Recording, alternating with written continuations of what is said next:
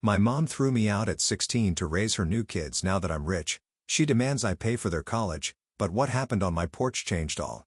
My name is Rachel Monroe. I'm 33 years old, and I live in a quiet apartment on the north side of Minneapolis. I work in upper management at a logistics firm. The kind of job that demands long hours, thick skin, and a level of focus that most people don't understand unless they've lived it. I built this life from the ground up.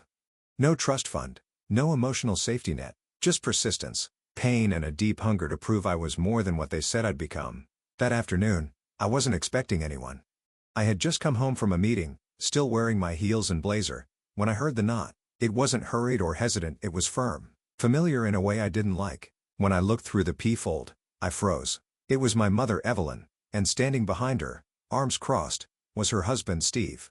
I hadn't seen either of them in over 15 years. I opened the door but didn't move aside. "Rachel," she said, her voice light, like we'd just spoken last week. "We need to talk." Before I could answer, Steve pushed past me and walked into my apartment like he belonged there. My mother followed, offering me a quick, uncomfortable smile.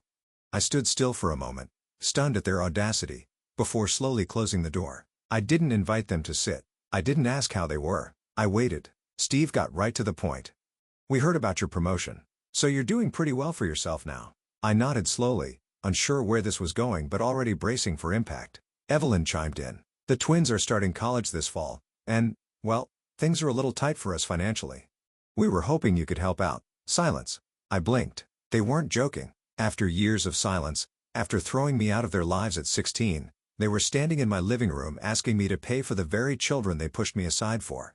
I felt a wave of disbelief, then something colder, clarity. This wasn't about reconnecting. This wasn't an apology. This was a transaction, and in their eyes I was finally valuable enough to matter again.